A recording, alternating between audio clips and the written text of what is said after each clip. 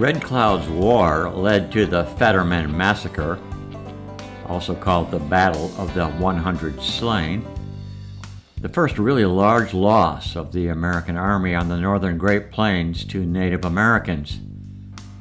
The casualties were later surpassed by the Crazy Horse Sitting Bull collision, leading to Custer's last stand at the Little Bighorn River. Scalping, mutilation, and non-discriminatory killing were common on both sides, red man against paleface.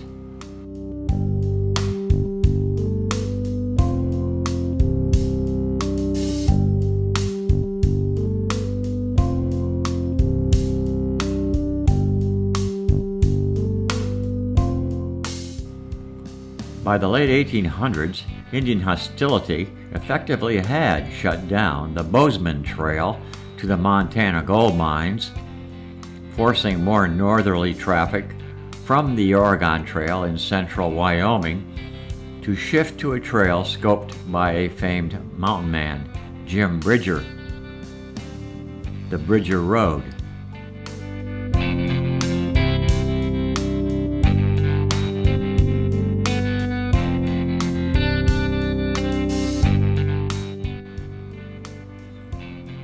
The revenge of the American Army for the Little Bighorn fiasco eventually came, after festering for roughly 14 years.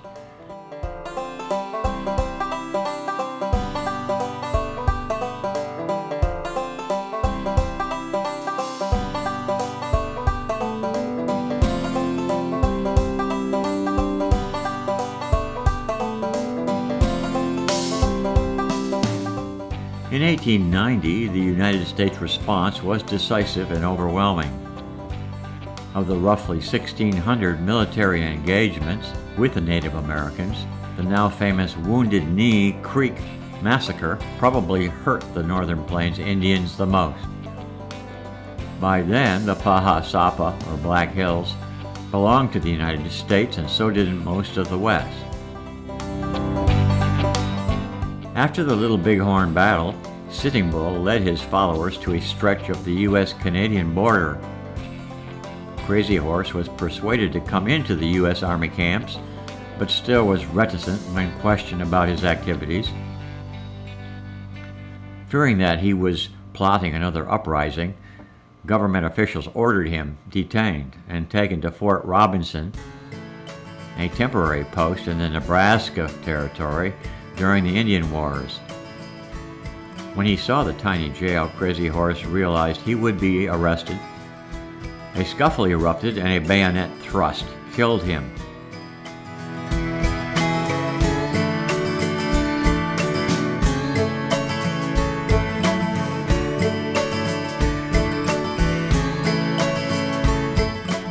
The Sioux problem actually was effectively over in 1881. Spotted Tail was killed by Crow Dog, a captain of the Indian police who could not accept the chief's traditionalism, persistent popularity, and multiple wives.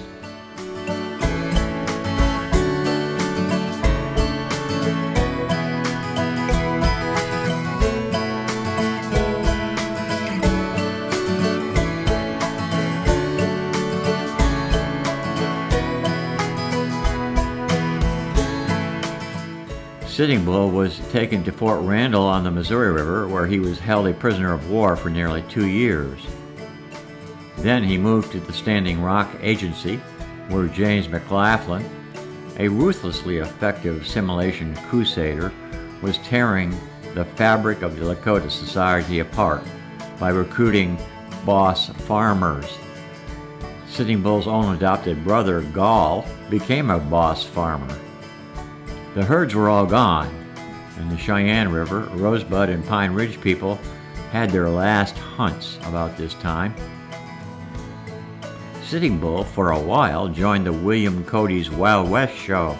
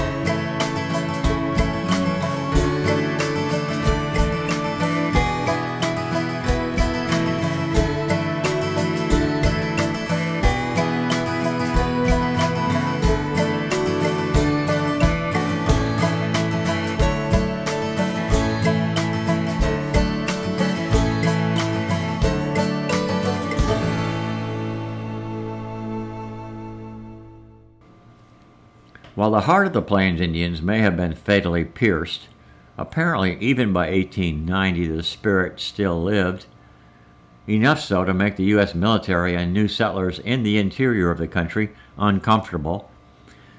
A spirit man in Nevada, a Coyote Indian holy man named Wavoka, spoke of a new religion. The revelations promised resurrection of the dead and return of the old indigenous world. Older tribal members were taken in by this seer. The rituals led to dancing and singing, holding hands in circles while joining clockwise around a tree. By 1890, nearly one-third of the Lakotas had become, quote, ghost dancers. One of these dancers was Sitting Bull.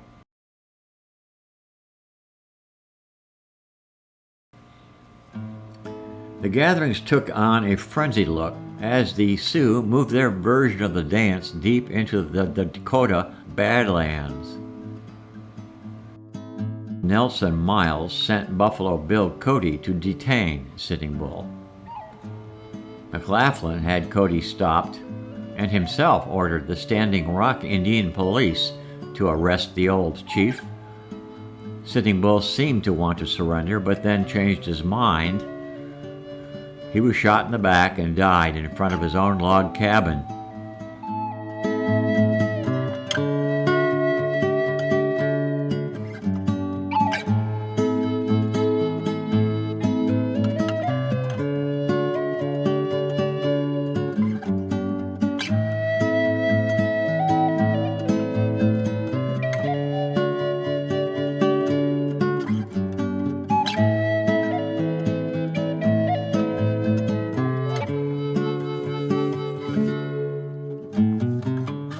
A people's dream died here, said the poet and ethnographer John Neihardt.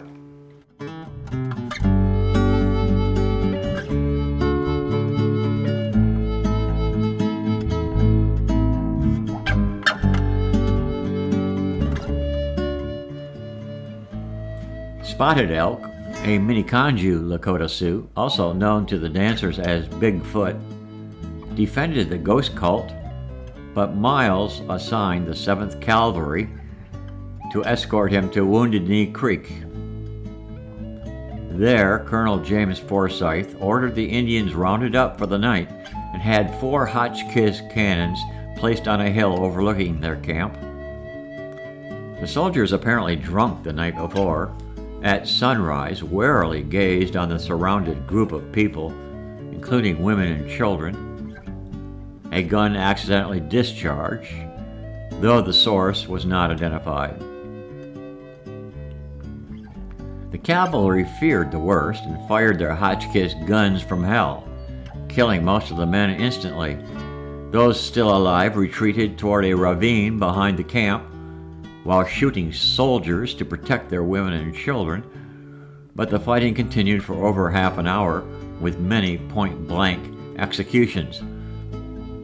At least 270 Indians died, including as many as 150 or more women and children.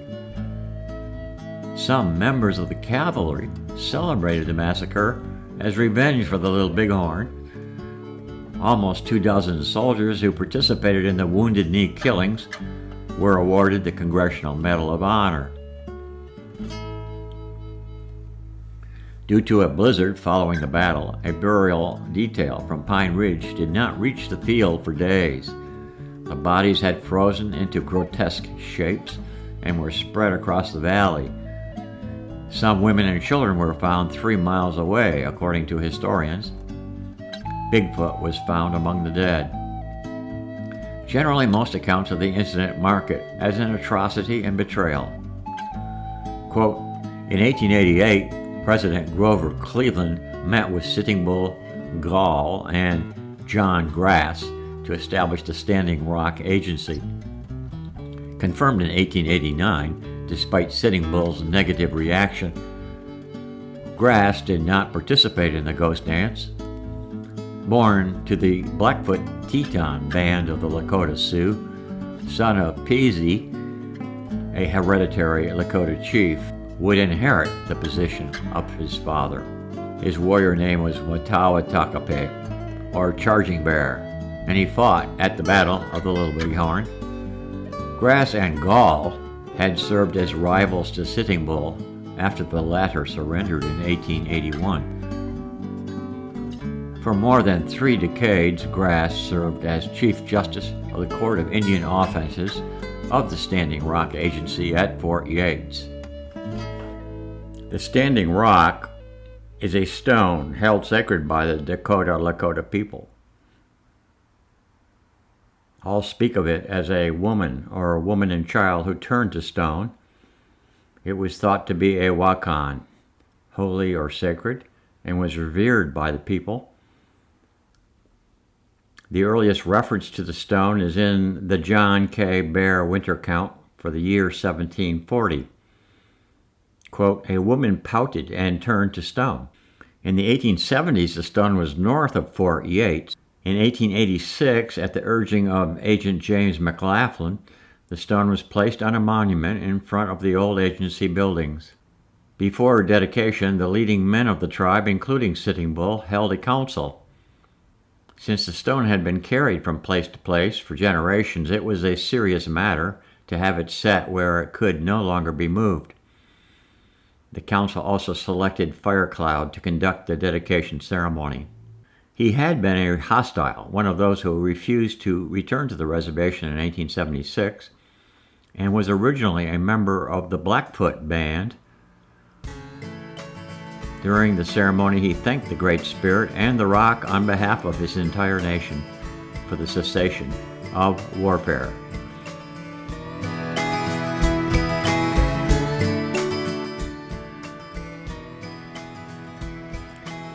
Given the historical scrutiny of the tragic clash at Wounded Knee Creek on the edge of the Badlands, I choose to quote a few excerpts from an account published in 1891 in Recent Indian Wars under the lead of Sitting Bull and other chiefs, with a full account of the Messiah craze and ghost dances.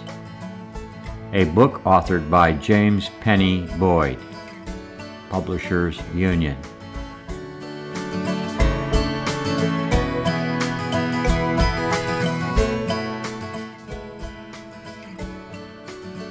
Bigfoot's camp was found near Wounded Knee by General Forsyth's command, and he determined to disarm it at once. On December 29th, he issued orders to have the 150 male Indians who had been prisoners called from the teepees, saying he wanted to talk to them.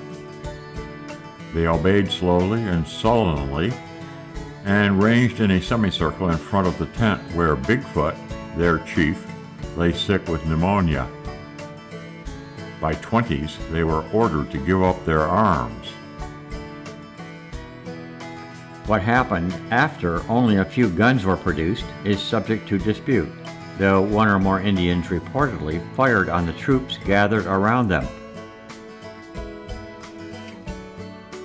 The soldiers, maddened at the sight of their fallen comrades, hardly awaited the command, and in a moment, the whole front was a sheet of fire. Through the smoke, single Indians could be seen at times flying before the fire, but after the first discharge from the carbines of the troopers, there were few of them left. They fell on all sides like grain in the course of a scythe. Only the wounded Indians seemed possessed of the courage of devils. From the ground where they had fallen, they continued to fire until their ammunition was gone or until killed by the soldiers. Now, with the Indians flying where they might, it was easier for the heavier artillery to reach them. The Gatling and Hotchkiss guns were trained and then began a heavy firing which lasted half an hour, with frequent heavy volleys of musketry and cannon. It was a war of extermination now with the troops, and it was difficult to restrain the troops. The engagement went on until not a live Indian was in sight.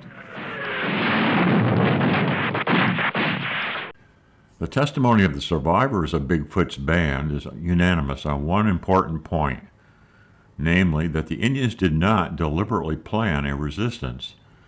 The party was not a war party, according to their statements, but the party intending to visit the Pine Ridge Agency at the invitation of Red Cloud. The Indians say that many of the men were unarmed and were not anticipating trouble.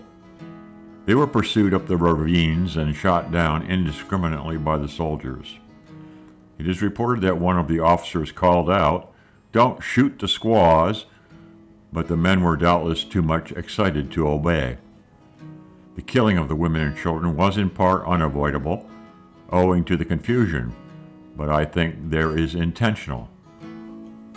The 7th Cavalry, Custer's old command, had an old grudge to repay.